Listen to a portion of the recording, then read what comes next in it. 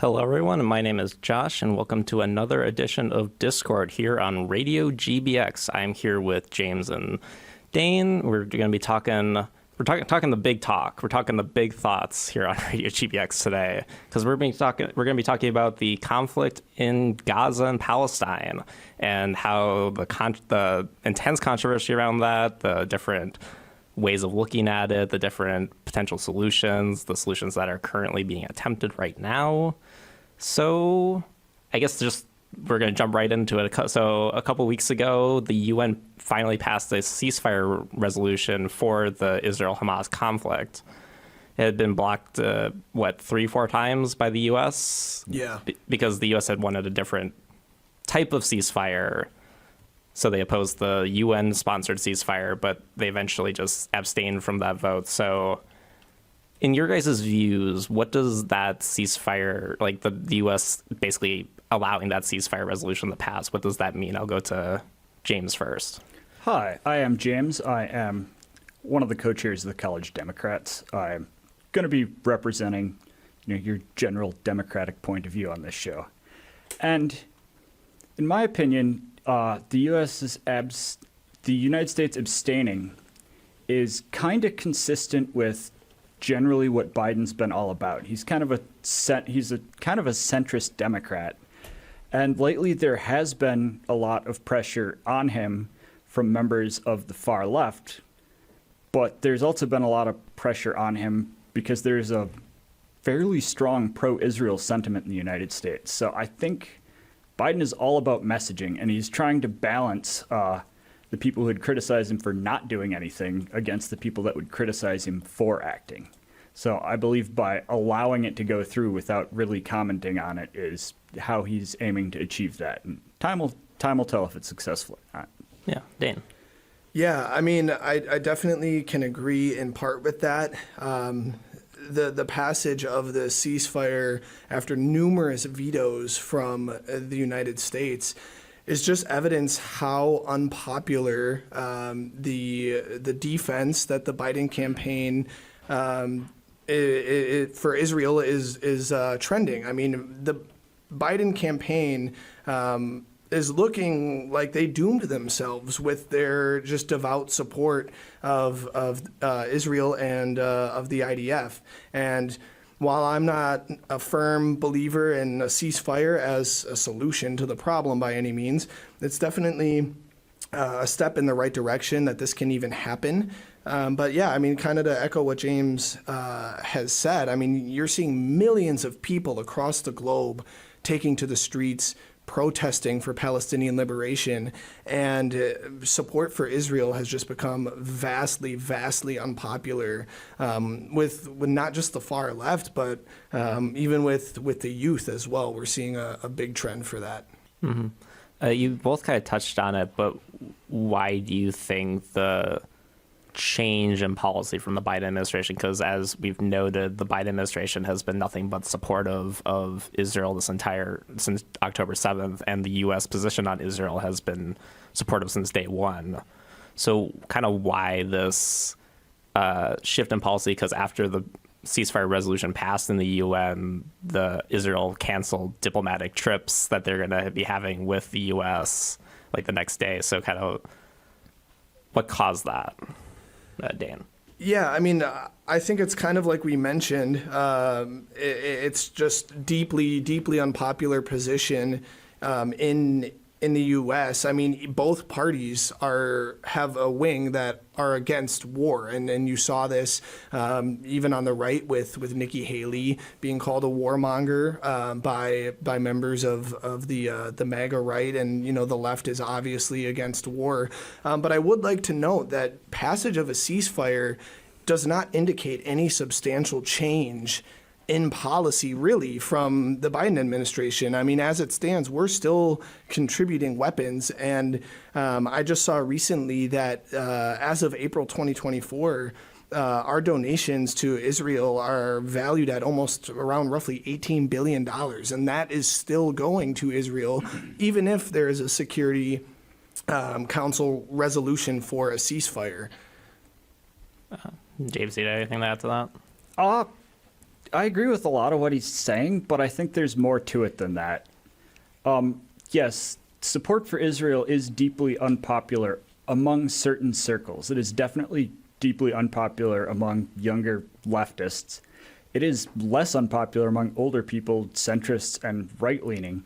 Like, America has a serious problem with anti-Semitism, which is a very different thing from anti-Zionism. Anti-Zionism is opposition to the state of Israel or the actions. So we have a problem with anti-Semitism, but paradoxically, we have a society where coming out, or a politician voices anything less than full-throated support for the state of Israel, it's practically political suicide. But I think that is why, like, even the most radical messaging you get from politicians is calls for a ceasefire. You have no calls for a two-party solution. You have no calls for like a long-term solution for this problem. Like, all the most radical calls you get is ceasefire and send foreign aid. And I think the Biden administration has kind of found itself in a no-win situation because it is, first of all, it's an election year. And while I find a lot of Biden's actions on this problematic, but I think Trump would be so much worse. Trump has come out stating, like, if he was president, Israel would have won this by now. And I think Trump, he tried to move the American embassy to Jerusalem and tried to declare Jerusalem the capital. Yeah, then 2018 they moved the U.S. embassy in Israel to Jerusalem and kind of like a show. I think it was more is kind of viewed as more just a show towards like the Christians who, you know, they kind of, or the Christians and the Jews who he would want to like court in a re-election campaign. But yeah, that's a different topic. But so I think Biden is in this weird place where if he opposes it too strongly, he's going to alienate enough voters that Trump gets elected and Trump will be worse. So just because I think that we're attempting to solve this problem decades too late, and just because of that nature, there are no meaningful political actions that can be really taken at this moment. Mm-hmm. Yeah, I mean, it's definitely a difficult situation, but Biden does have a way that he could maintain support, and that's to completely disavow Israel, to stop sending weapons and money there. Yeah, he might lose some support on the fringes, but the broad majority of the population is very anti-war, very scared, as they should be, of conflict and further conflict being perpetuated in the Middle East. The only solution to the problem right now, and as I would like to kind of echo what James said, we are decades too late to, kind of remedy this, but Biden does have a solution. The only reason he's not going with that solution is, like we mentioned previously, the Israel lobby and AIPAC. That's the only reason why. If he tried to remedy the situation by calling for even just a ceasefire, a little too late for that now, but completely disavowing Israel's genocide, he would regain a lot of the support, which could potentially win him the race. Mm-hmm. And for context, for listeners, that Biden has lost delegate support in the presidential primaries because of votes for uncommitted or uninstructed or whatever, like the state version of that is. So yeah, I mean, 50,000 people in Wisconsin voted uninstructed on April 2nd, which I was very happy to see. We had mentioned in the first show that was something that my organization, SDS, was helping to run on campus. And yeah, Biden won the state by 20,000, the amount of delegates that 20,000 votes would get him. So more than double in the state voted that. And that's not just young leftists. That's all walks of life. And yeah, it is a primary, so you can't really extrapolate who's voting for who based off of that, but it's very telling. It is telling that there is a shift, but Biden is nothing but a career politician. Like, the man doesn't operate on maybes. He does nothing until he's absolutely certain of the result. Like, I voted uninstructed this last election, but even if I'm not going to be happy about it, but even if he doesn't change his change a single position between now and November, I'm still going to vote for him over Trump. So we kind of talked about policy. So kind of, and this might be the hotter portion of this discussion. So kind of, I want to go to both of you about kind of what your ideal policy outcomes in like an ideal world where all the things that have happened could be remedied or whatever. So I'll go to James first on what his kind of what was your ideal kind of policy solution to like the Israel-Palestine conflict? First of all, this is something that we should have taken. I don't believe in half measures. If you're going to commit to something, you commit to it fully. I think, the best time to solve this was decades ago. The best time to solve it would have been before the state of Israel was established. Second best time to solve it is now, and disavow state. I think the first step would be recognize Palestine as a country, give them territorial autonomy, give them the actual ability to govern themselves, make their own decisions, and it's kind of hard because you make a big move like that. It's almost impossible to predict like what all the ripple effects are going to be. So recognize Palestine as a country, give them autonomy, give them the right to rule themselves, figure out what comes next when it gets there. Dan. Yeah, I mean, I think this is kind of like what James mentioned. The time to adequately solve this was decades ago. Anything that the U.S. does now is just going to further perpetuate the conflict. In my opinion, and opinion of a lot of others in our organization, a two-state solution just logically does not make sense. Because if you think about it, Israel has not and will not respect another state. They routinely bomb other states. We saw that a couple of weeks ago when they bombed an embassy in Syria. We see them routinely bombing Lebanon, bombing Jordan, targeting Iraqi officials in an embassy.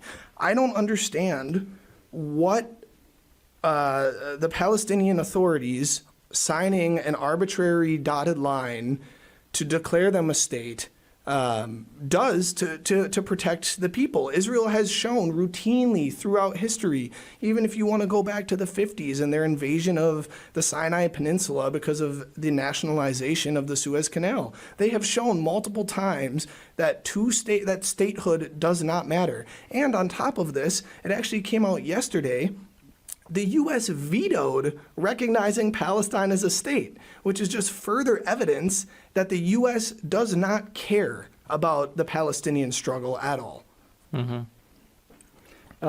Why?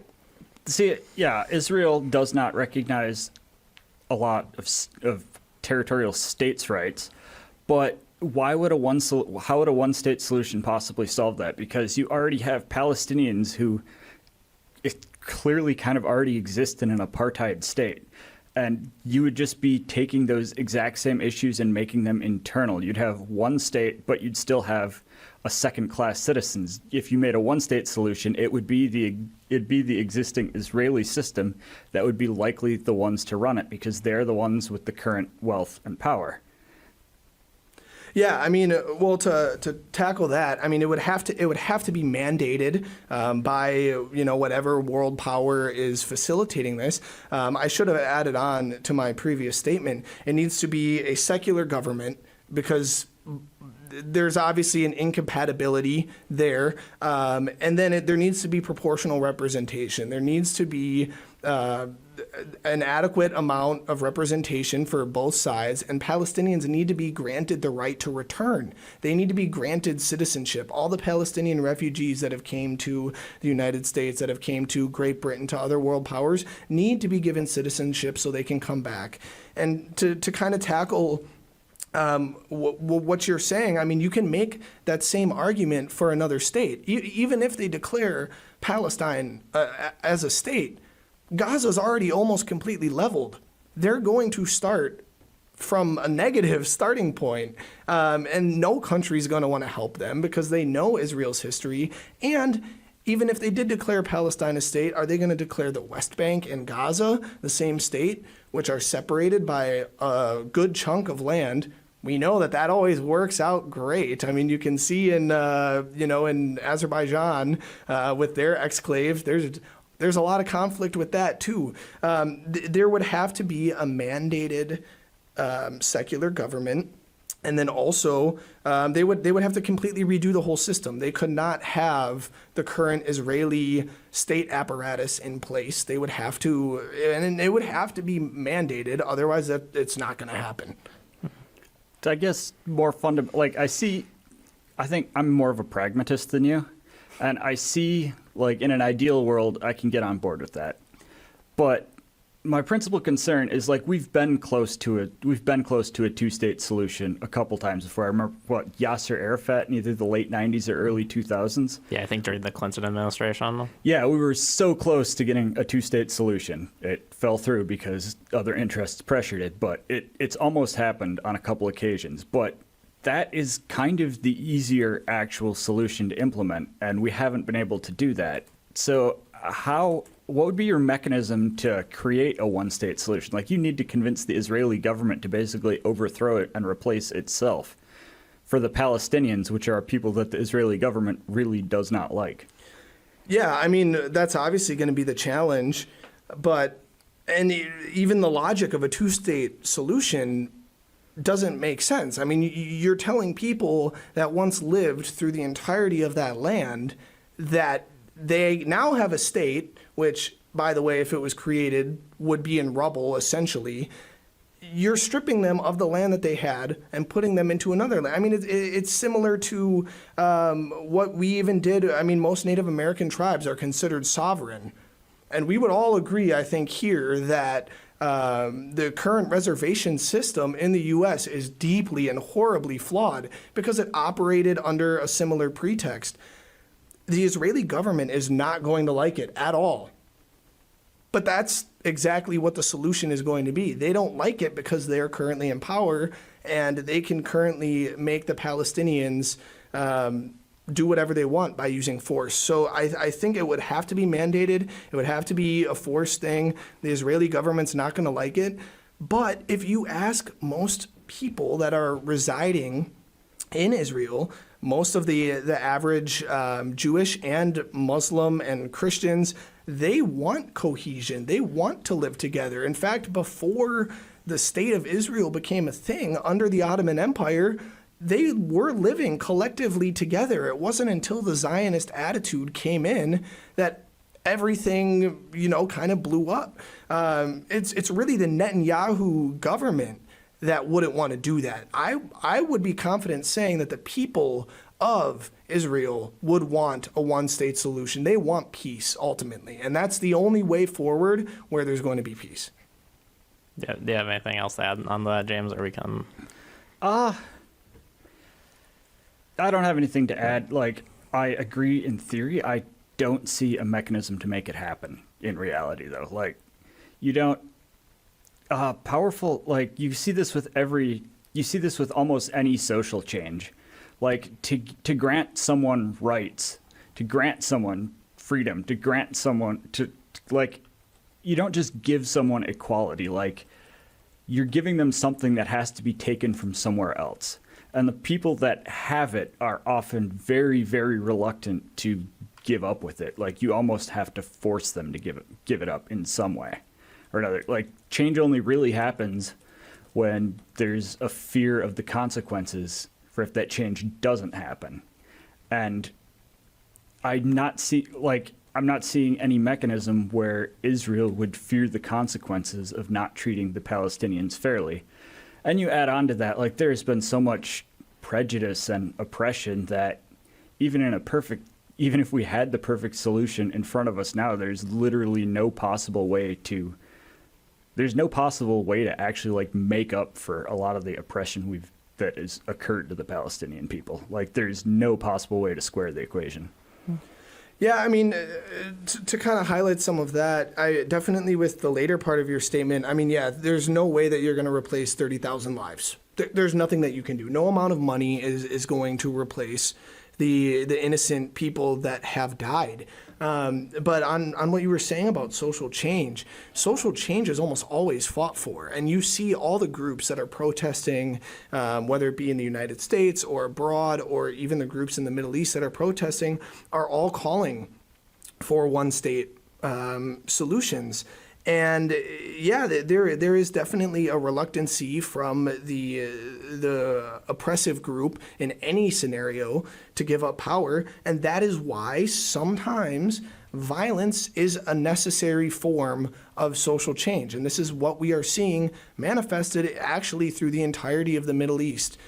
Social change, sometimes we would all love a democratic and peaceful way for it to happen. Sometimes violence is the only answer. And on top of that, the U.S. would not care about overthrowing governments. They've done that all throughout the 20th century. They've written multiple books about all of the coups that were facilitated, even in the not even in the Middle East, in South America and in Europe as well. It's something that could be done, and the U.S.'s lack of action is very telling. Do you think, because you mentioned like maybe sometimes like violence is the only kind of solution, do you think like that would end up just kind of prolonging the situation? Like if you have like a one-state solution that either like favors the Palestinians or vice versa, do you think like what James was saying earlier, that would just kind of internalize kind of these, so instead of like you have the two countries of Israel and Palestine, you'd have like you just combine them and then just have that being internal into one country? Do you think that would happen at all?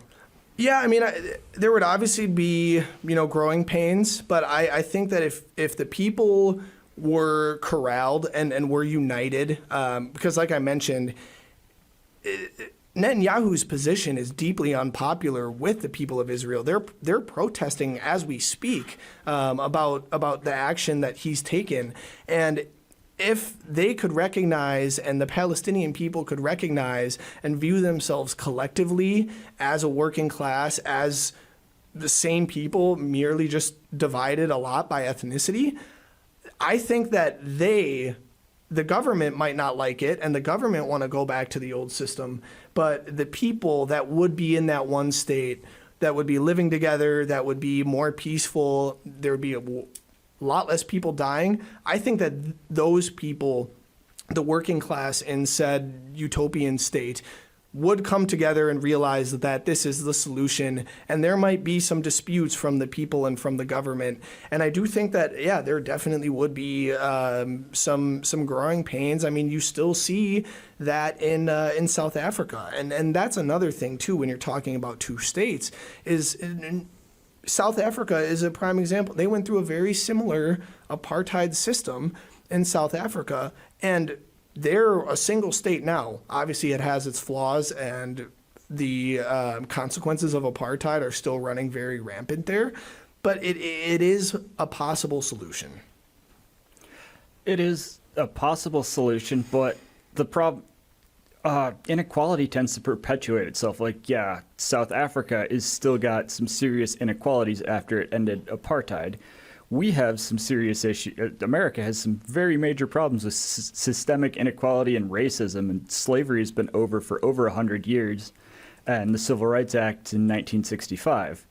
We still have those issues. If you'd create a two-state solution rather than a two-state solution, Palestinians just by default, even if they get their proportional representation, even if they're treated with relative equality by Israeli citizens, they're still going to be second-class citizens because of the wealth disparity. And if you give a two-state solution instead, Palestine would be a poorer nation than Israel. Israel has taken the best lands. Israel has the best water resources, best access to shipping. It would be a poorer nation, but it would be a nation of equals. And I think a nation of equals gives a better chance for its people to flourish. I mean, yeah, there definitely is something to that. If they were integrated, yeah, they would be starting from a lower point in the socioeconomic ladder than their Israeli counterparts. But that's why there needs to be some sort of policy in place to kind of correct that. And I'm not proposing that you just call it a one-state solution and call it a day. There needs to be some sort of reparative action at the very least that needs to be taken. I mean, and this is something it's a controversial topic in the United States, and we're 200 years or so, little less, removed from slavery. There would be a lot of support for a reparative action. That's why I mentioned the right to return, even just some sort of land reallocation or something like that. Yeah, it would probably be deeply unpopular. But if you want to fix the problem, that policy would need to be put in place too. And on top of that, you did kind of address it when you were talking, James, but isolating all the Palestinian people and having them live in poverty in another country, which, by the way, is going to be bordering the country that will still likely be bombing them and still likely be controlling them, isn't really any more of a solution. I mean, you're still just setting all these people up for failure by giving them their own territory in which they can all live in poverty together and still be under threat from Israel. To me, that just does not seem like a logical solution to the problem.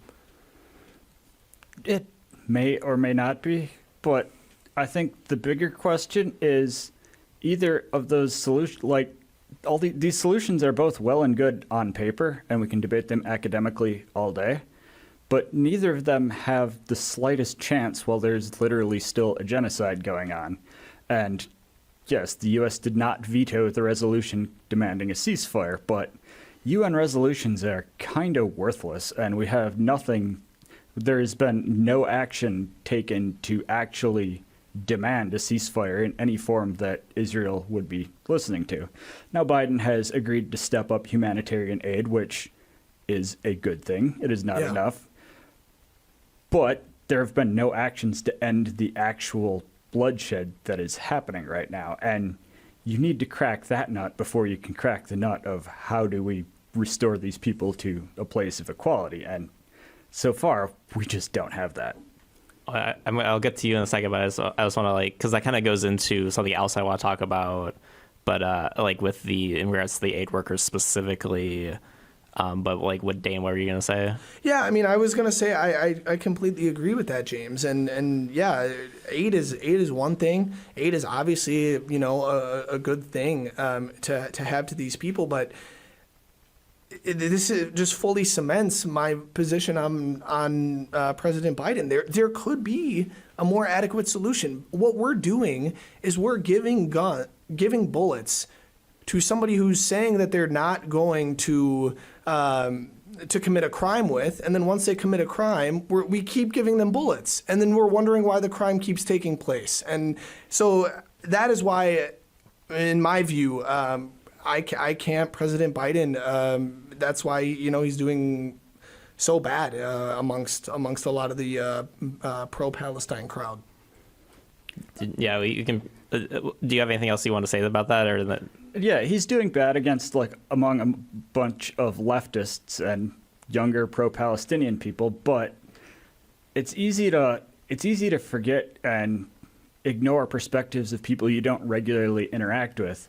And there is a large percentage of American, usually evangelical Christians, that believe that when Israel comes under legitimate threat, it is going to, it's going to herald the apocalypse and the second return of Jesus. And some of them are accelerationists that want that to happen right now, but most of them don't want that to happen. They want the world, they view Israel's existence as an important to the existence of the planet. And the moment you take any step to oppose that, they are going to show up and oppose you in force, because there's nothing stronger than a religious conviction that this is the right thing to do, because there's no way to argue against that. It's simply what they believe. Yeah, and I mean, there's definitely some truth there, but I would just like to reiterate that it's not really just a radical left movement. I mean, 50,000 people. That's not the radical left movement. There was people from all walks, all political viewpoints, and I speak from experience. I know people personally that are independents, that are middle of the road moderates, that voted uninstructed because they don't like war, and that's something that is popular for pretty much everybody. And that was something we had listed in the outline, was domestic politics, because when you have a lobby as strong as the Israeli lobby, all that money, that 18 billion that I was mentioning earlier, that's money that could be spent in the U.S. As U.S. citizens, we pay for the Israeli citizens to have free health care, but yet we don't have free health care. So that's where the disconnect is people don't want money going to foreign countries when there are domestic problems that really need to be solved. It depends on the problem, because there's a lot of popular support for Ukraine, for example. There's a lot of popular support against Russia. But I mean, that is, objectively speaking, Ukraine is, the David against the evil Goliath, to use a metaphor. I think that's why that's more popular. But I see this as more of a systemic issue. Like, I think just the current state of American politics makes it, like, I criticize the genocide in the strongest possible terms. I feel like the current state of American politics and American political discourse makes meaningful action currently impossible. And like what Dane was talking about, the Students for a Democratic Society, the Vote Non-Committed, those movements, I think those movements are starting points to begin changing the discourse and opinion. But you're, like, optimistic, even if you go grassroots full send, like, you're looking a few election cycles before that, perpetuates through society to the point where it has even the remotest possibility of actually accomplishing something. I'm not saying you shouldn't do that. I'm just saying that that is the start of a long-term solution when we've got a short-term crisis on our hands right now. Mm-hmm. And we saw Senate Democrat leader Chuck Schumer basically calling for new elections in Israel to get rid of Netanyahu, and Schumer himself is Jewish. And then Biden, after the aid workers were killed in an apparent, a seeming accident by Israel, depending on your viewpoint, or supposed accident, I should say, that Biden was also expressing outrage for the people of, like, for the casualties, especially because one American was killed in that attack. So is that kind of an example of more like affecting domestic policy? Yeah, I mean, obviously what happened was a horrible tragedy, and Israel is obviously going to play defense and to say that, there was miscalculation or something like that. But you hear consistently, in fact, I heard on the news days after that just how precise Israel's drones are. You heard that with their attack of the Iranian embassy. So there's a disconnect there, because at the same time that Israel's drones are so accurate and so state-of-the-art, they accidentally strike aid workers and kill 7 people. And quite frankly, the only reason why the Western world cares about that is because those people are white. Full stop. That's the only reason why. They didn't care when 35,000 people have been, for lack of a better term, genocided by the Israeli government. But all of a sudden, when 7 Western white people die, that's when there's a meaningful policy difference. That's when there's a nuanced discussion to be had. And that was just another thing that was more disappointing, because to me it was blatantly obvious that was what caused that. Because, yeah, I mean, why do nothing about 35,000 people, but then when a white citizen dies, then it's time to change? I'm not saying you're wrong, but I guess I understand it. Like, it's more like any event is more meaningful when it hits close to home. Like knowing in an academic sense. Well, and I forget who said it. There's a quote that it's like if 100 people die, that's a tragedy. If 1 million people die, that's a statistic. It hits close to home when it's, somebody that's, lived within driving distance of you. And the news also broke that like they were broadcasting their GPS coordinates to Israel at the time, declaring that they were aid workers, and Israel hit them anyway, which just I think that's part of it, just showing the absolute callousness on the part of Israel. So I don't think it's all racism, but that probably has something to do with it. And I do condemn the initial actions of Hamas that kind of started this whole thing in the strongest possible terms. Like, I don't need to like Hamas to love the people of Palestine. And there's some articles and some accusations, because right before this whole event kicked off, Benjamin Netanyahu was facing calls for resignation over a judicial reform he was pushing that would have basically eliminated the power of Israel's Supreme Court to overturn government decisions. And you kind of saw it after 9/11, where Bush is like one of the most unpopular presidents we've ever had. But right after 9/11, everyone loved him. If you voiced anything less than full-throated support of Bush, you were seen as kind of a traitor. Yeah, Bush had a 90% approval rating in the aftermath of 9/11. Yeah, like nothing unites people like a common enemy. And it's also conveniently come out that one of the biggest providers of funding for the military branch of Hamas was Netanyahu himself. So, yeah. Yeah, I mean, and that's that's well documented. Exactly what you said is right there, James. I mean, the whole reason why Hamas is even in power is because there was a forced election in 2006 by the Bush administration. The Palestinian people said that they were not ready to have an election. And Bush goes in and does what he does best and is saying, too bad, you guys are having an election. And that is what led to the rise of Hamas being the political party. And yeah, I mean, there is just a large movement of people that in Israel that don't like Netanyahu, and it's not just his judicial reform. He appointed Itamar Ben-Gvir, who is a known Islamophobe, has praised a mosque shooter multiple times in Israel, and Netanyahu appointed him as the security minister, like right before this all happened. So yeah, they're definitely, as much as I'm not a fan of regime change in countries, I think that it can be obviously a good thing when there's a regime like the Netanyahu regime that's in place right now. And Netanyahu is an interesting figure because he's been prime minister of Israel, 3 separate times? Yeah. Because he had been elected in, I think, the late 90s, and then he was voted out or whatever, and then he got back in, and then he was prime minister until, 2021? And then he got voted out again, and then now he's back in office. So it's interesting that you have a figure like Netanyahu who's been around for literally decades and just in and out of power. Yeah, it does not want to give it up. Yeah. I had a thought, but I've heard it, like, in terms of media, and I think even in, like, classes or from professors, that Israel is basically the U.S.'s only ally in the Middle East, or, like, strong ally compared to some other nations, especially after the fall of Afghanistan to the Taliban.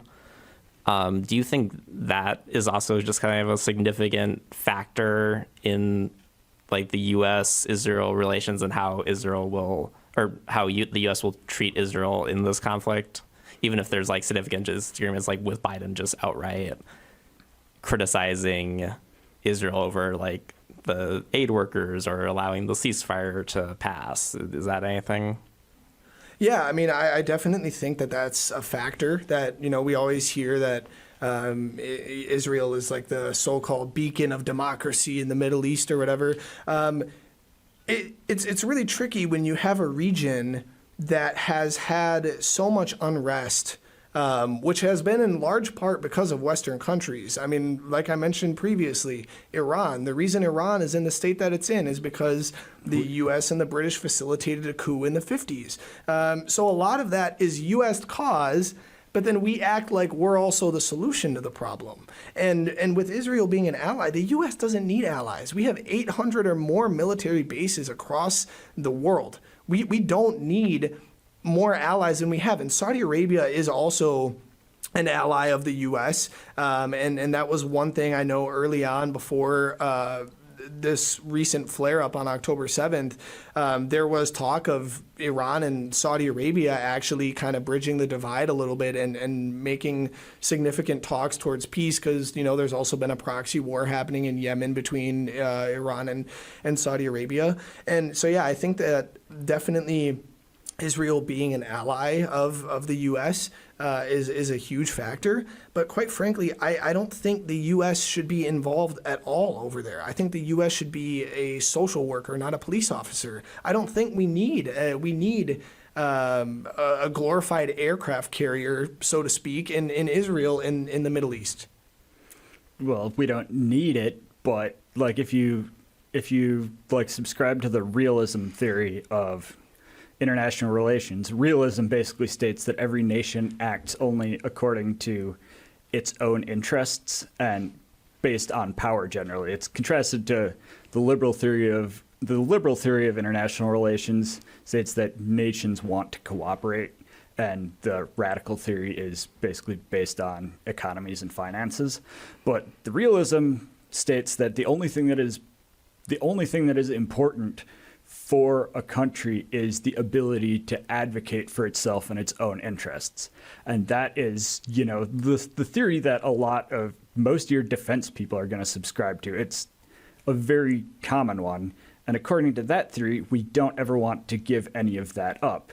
And since the age of mutually assured destruction, when every major world power has enough nukes to wipe out the entire planet, no major countries really go directly to war anymore. We engage in proxy conflicts, like ourselves and Russia are engaging in a proxy conflict in Ukraine right now. Ourselves and Iran are kind of engaging in a proxy conflict with Israel, and Israel is the only real state in the region that is willing to act as our proxy in exchange and do the dirty work that we don't want to put our names on in exchange for support. And I don't agree with that, but that is the reason that you're never going to convince anyone, you're never going to convince politicians to stop supporting Israel unless you give them a better alternative. People do not willingly give up on power. Yeah, and I can definitely agree with some of that there, and especially, the international relations theories. And I mean, it's an opinion of mine as someone who is actually in multiple international relations or international relations-based classes here on campus is, yeah, I mean, realism is the reason why we don't have significant progress towards any global issue. It's a prime example why climate change isn't being tackled the way that it should be, because states think that other states are preying on their downfall, and we can't come together collectively to realize that this is an all of us problem, and it's not necessarily an America problem. And yeah, unless we get rid of money in politics and we get rid of the lobbying and the super PACs and things like AIPAC, yeah, realistically, it's going to be very difficult because you need money to get into power in this country. Quite a bit of it, actually, depending on what race you're running for. And yeah, there's not going to be, as long as there's super PACs and large political contributions coming from defense companies like Raytheon and Lockheed Martin, there's never going to not be a conflict because it's profitable. Yeah, given that and our current political system, I agree on paper with your idealism, but I just don't believe it's possible. I believe that there is precisely, given the climate, given that it's an election year, I think there's exactly one path forward that doesn't run and it still might not work. There's one path forward that doesn't run a really high risk of just making the situation worse. And that is, I don't think Biden, for political reasons, is ever going to disavow Israel. But what he can do is forcefully advocate for a ceasefire and humanitarian aid, which is not, to be clear, that is not a long-term solution. You've got a ton of problems that still absolutely need to get solved. But that puts a pause on the senseless violence, and it allows a foot in the door for like a more lasting peacemaking process, which it's going to be something that's going to involve lots and lots of discussions, negotiations, and it's not going to be easy, but there's a possibility of it. We have about 3 minutes left for the show. For just kind of wrap up, because we've kind of danced around it with the kind of U.S. domestic policy implications of this conflict. So you've seen with the Ukraine war that support for Ukraine was pretty high to start, but then it kind of waned over time in terms of the U.S. popular support.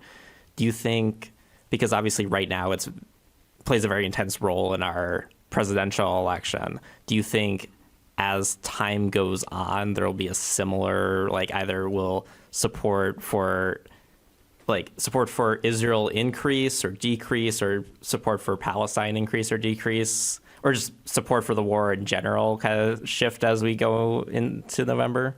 I'll keep this super short. I think that support for Ukraine changed because it became a topic that got politicized. Whether support or opposition to the war in Israel changes depends on how politicized the topic gets. Yeah, I mean, I think I largely agree with that.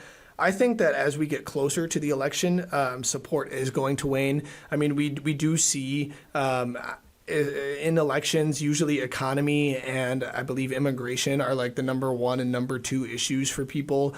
We actually just learned about this in class the other day, James and I. Foreign policy isn't really big on a lot of people's radar. All they know is they're not getting paid what they should be, or their taxes are too high. So that's where people can kind of engage with foreign policy. So yeah, I do think as other things come up, like as the supposed border crisis blows up even more than it already has, then yeah, we will see support start to decline. And then kind of going off of that, do you think this is it a good opportunity, I guess, to put it in a way for people to get involved with foreign policy, like both the conflict in Israel and Palestine, and then also the conflict between Ukraine and Russia? Because yeah, like you said, it's something that people don't necessarily pay attention to unless it's a big deal, like maybe the war on terror in the 2000s. Do you think that it's a good opportunity for people to get involved in foreign policy debate? Yeah, I mean, I think it definitely is great to get people more active. I would just let everybody know that's listening is you got to be careful, obviously, if you want to engage in any sort of discussion. The news that you see on popular TV platforms is going to manufacture consent for the Israeli point of view. So I would just encourage anybody that's listening to widen, look at multiple sources if you really want to have a discussion, because just watching any spectrum of the news on TV is not going to give you an adequate understanding of what's going on. And that's part of the issue with foreign policy too. Mm-hmm. I think there is an opportunity, but I think it's going to be really difficult to get a lot of people involved because, well, humans are self-interested creatures. There are a lot of people that act really selflessly, but we're self-interested creatures. The first problem you're going to run into is convincing people to care. Why do you care about people you've never interacted with that live half a world away? Now, I'm not saying that's a good thing. I'm just saying it's a problem you're going to run into. And then how do you get people to care enough to actually take action? And I think that's going to be a big hurdle that any opposition to Israel and our stance on Israel is going to run into. Mm-hmm. A lot to think about, a lot of food for thought. Definitely probably one of the more controversial topics we're going to talk about on this show, but I appreciate both of you being willing to come on and discuss your opposing viewpoints and all that. Thanks for having us. Yeah, for sure. This is, obviously something that needs to be talked about. So, mm-hmm. And definitely something that's going to be, we're going to hear about for the foreseeable future. So definitely good to learn where all the views are. So I'd like to thank everyone for listening. I'd like to thank James and Dane for coming on. Make sure to keep listening to Radio GBX and keep a lookout for our next show. So, all right, have a good weekend, everyone, and we'll see you next time. Thank you, everybody. Thanks.